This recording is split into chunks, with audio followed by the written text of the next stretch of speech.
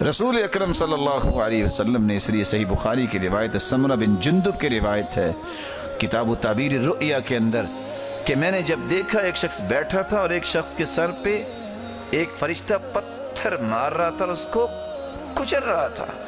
میں پوچھا یہ کون ہے؟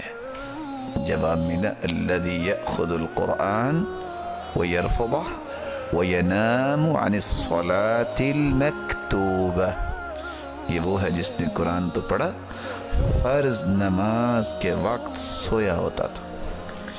اور بزار کی روایت، اور وہ روایت جو آپ عموماً سنتے ہیں کہ اثقل الصلوات علی المنافقین صلاة الفجر و صلاة العشاء، منافقوں پہ فجر اور عشاء کی نماز بھاری ہوتی ہے۔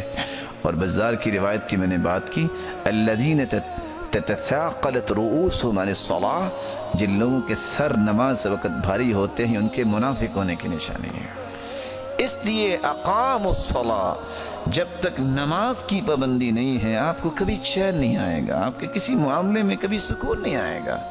یہ راز ہیں۔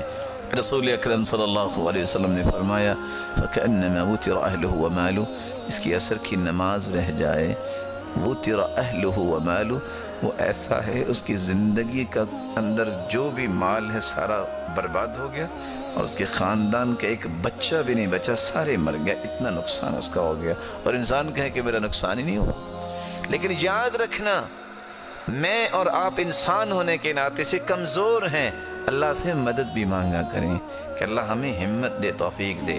یہ شخص جو نماز کی پرواہ نہیں کرتا، یہ خود سوچے اگر وہ وقت میری فلائٹ کا ہو تو میں سوؤں گا؟ بولیں، میں نے وہاں سفر پہ جانا ہے، یا میں نے کسی ہاسپٹل میں چیک اپ کروانا ہے، میں نے کسی سے پیمنٹ لینی ہے، میں نے کوئی کام کرنا ہے، اس وقت سویا تھا؟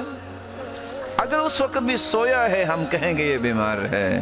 اگر اس وقت نظر ہی نہیں آتا، وقت پہ پہنچا ہوتا ہے بینک میں بھی، وقت پہ پہنچا ہوتا ہے شاپ پہ بھی، نوکری پہ بھی وقت پہ پہنچا ہوتا ہے کہ ڈاکٹر نے 1 مہینے کے بعد جو ہے اپوائنٹمنٹ دی ہے، اس کا مطلب یہ ہے کہ یہ قصور اس کا ہے، یہ بیماری نہیں ہے۔ اور اسی لیے وہ شیخ سے سوال کرنے والی ماں سوال کرتی ہے کہ میں نے بہت کوشش کی ہے، بیٹے میرے جو ہے نا وہ نماز کے لیے اٹھتے نہیں ہیں۔ کہا کذبتی، جھوٹ کہہ رہی ہو۔ اب ایک عورت کو کہہ دیا جائے کہ جھوٹ کہہ رہی ہو تو وہ غصہ تو آئے گا۔ کہا میں نے کبھی جھوٹ نہیں بولا۔ کہا یہ بتاؤ اگر آپ کے بیٹے کے کمرے میں اے سی میں آگ لگ جائے کیا کرو گی؟ قالت اجرہ بعنقی، میں اس کی گردن سے کھینچ کے باہر نکالوں گی تاکہ یہ بچ جائے۔ کہا دنیا کی آگ سے بچانے کے لیے گردن سے پکڑ کے کھینچو گی، جہنم کی آگ سے بچانے کے لیے کیوں نہیں کھینچتی؟ کیوں نہیں کھینچتی؟ اللہ سے دعا کیجئے اللہ ہمیں اس کام کو کرنے کی توفیق عطا فرمائے۔ اور یہ کام میری زندگی کا اصل مقصد ہے، یہ کوئی انوکھا کام نہیں ہے۔ مجھے اللہ نے پیدا ہی اس لیے کیا ہے کہ اگر میں 24 گھنٹوں میں آدھ گھنٹہ اللہ کو نہیں دے سکتا، اس کا مطلب یہ ہے کہ میں اپنے آپ سے ظلم کر رہا ہوں۔ اور یہی بات حدیث قدسی بیان کرتی ہے تفرغ لعبادتی، میرے بندے عبادت کے لیے اپنے آپ کو فارغ کر لو، کم از کم اتنا وقت تو نکال لو۔ میں کیا کروں گا اس کے نتیجے میں؟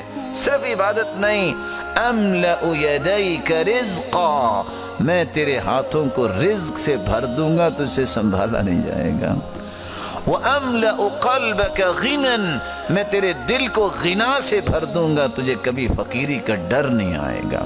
وَإِلَّا تَفْعَلْ، اور اگر تو نے ایسا نہ کیا تو یاد رکھنا املأ یدیک شغلا، میں تیرے ہاتھوں کو کاموں سے بھر دوں گا، صبح نوکری الگ، شام کو الگ، لیکن اس کے باوجود بھی خرچے پورے نہیں ہوں گے۔